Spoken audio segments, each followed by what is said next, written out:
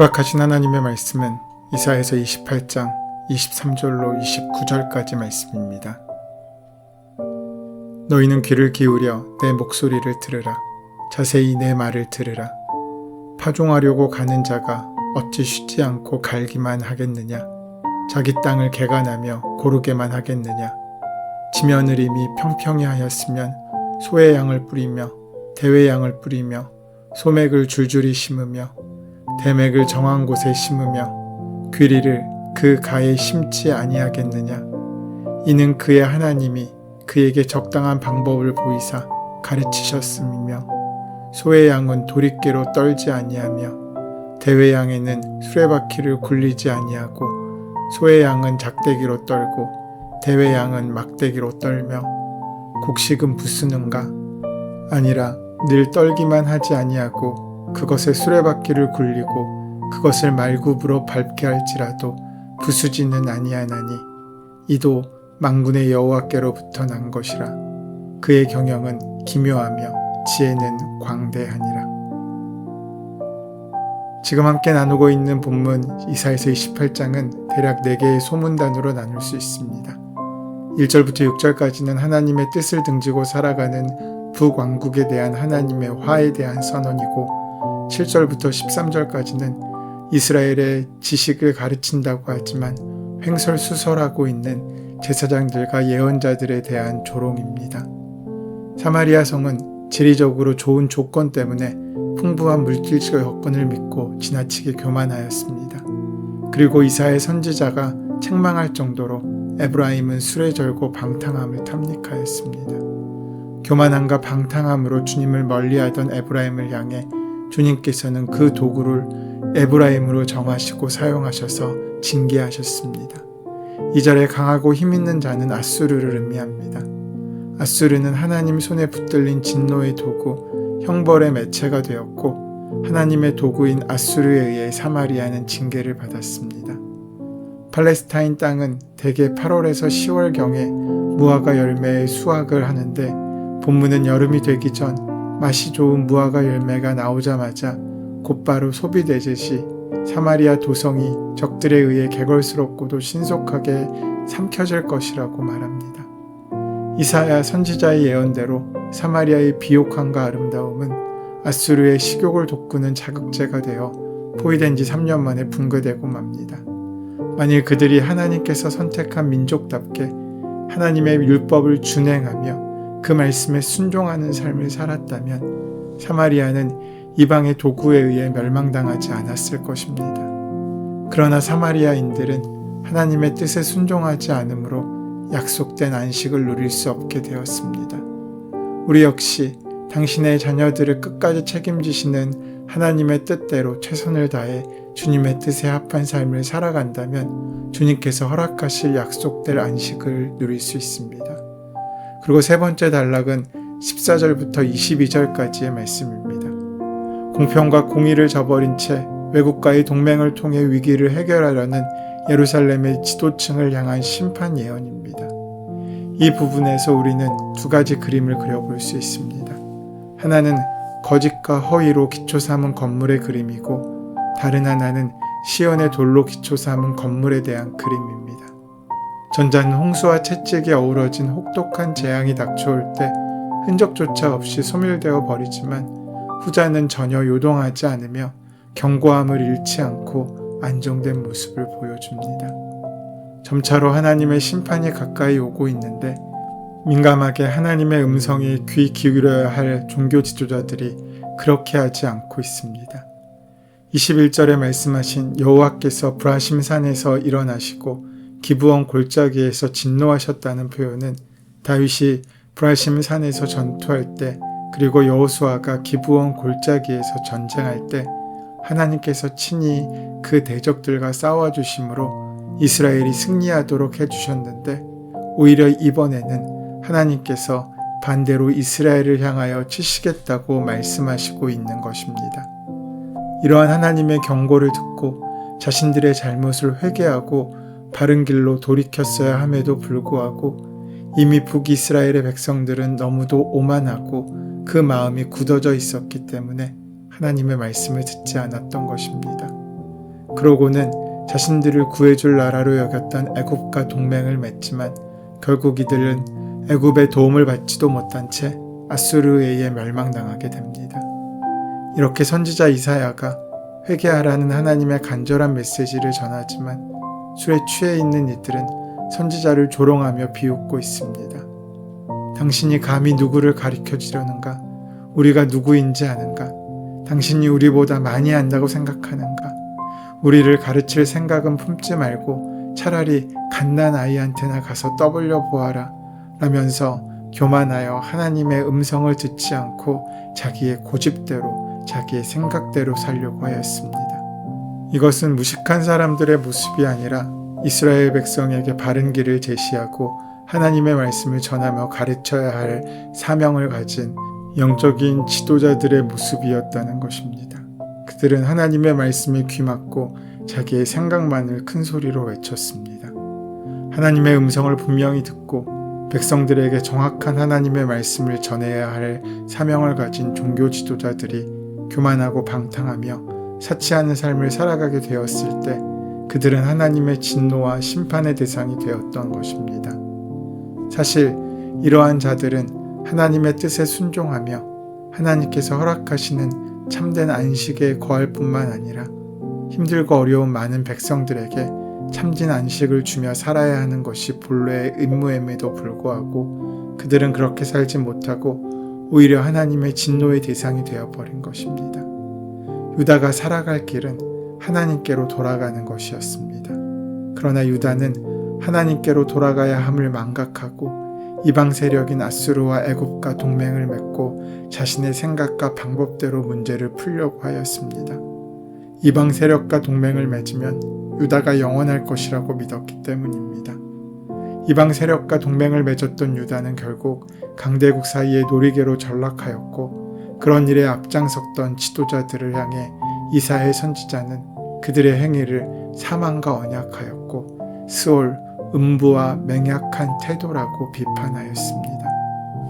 이처럼 하나님의 말씀에 순종하지 않은 유다 백성들이 처한 공고한 상황이 20절에 나타나 있습니다.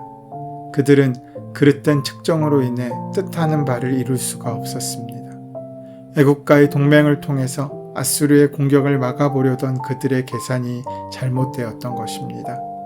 이러한 상황은 그들로 어둡고 암울한 심판의 슬픈 소식을 전하게 한 것입니다. 그런데 23절 이후부터 29절까지의 말씀을 통해서 그 분위기는 완전히 달라집니다. 오늘 허락하신 말씀 23절에서 29절까지에는 하나님의 다스리심을 씨뿌림과 추수에 비유하고 교훈하고 있습니다. 여기서 이사야 선지자는 지혜로운 농부를 등장시키고 있습니다. 그는 밭을 갈 때와 씨를 뿌릴 때를 정확하게 압니다. 계절에 따라 뿌려야 할 씨가 무엇인지, 그루가리로 심어야 할 것이 무엇인지, 추수하고 타작할 때 어떤 도구를 어떻게 사용해야 하는지도 정확하게 알고 있습니다. 제대로 된 농부라면 땅을 갈아엎지 않고 맨 땅에다 씨를 뿌리지 않습니다.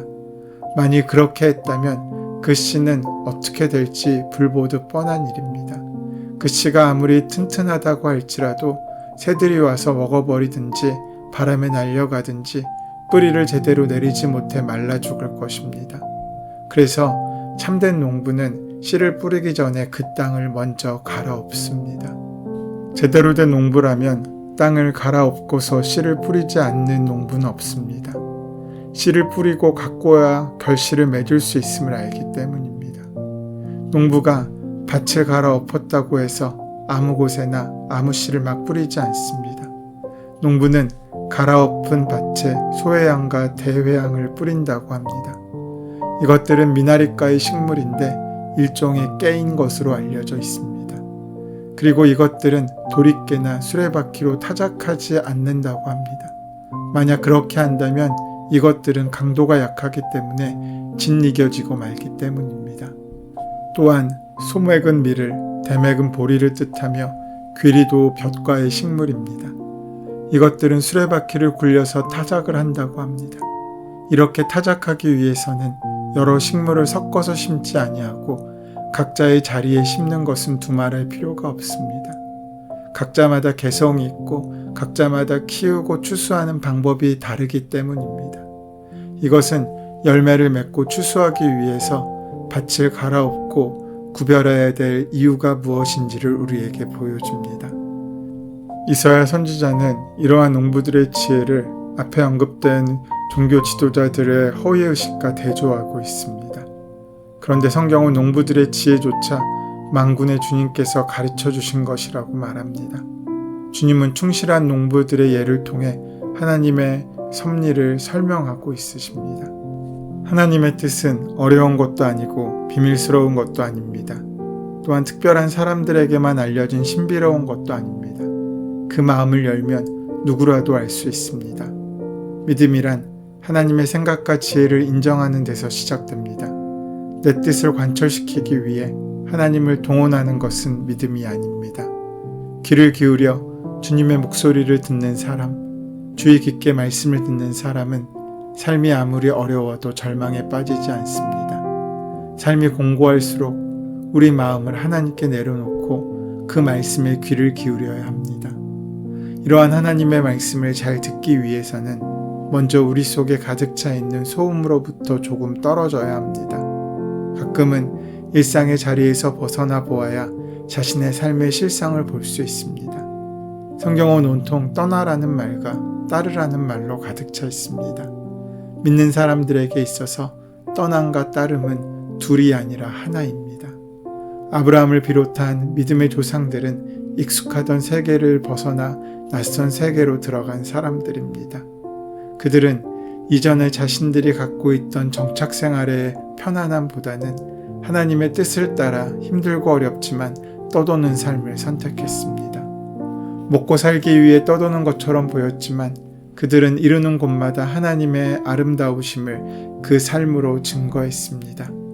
예수님의 처음 제자들은 나를 따르라는 주님의 초대에 기꺼이 응답해 배와 그물을 버려두고 주님을 따랐습니다.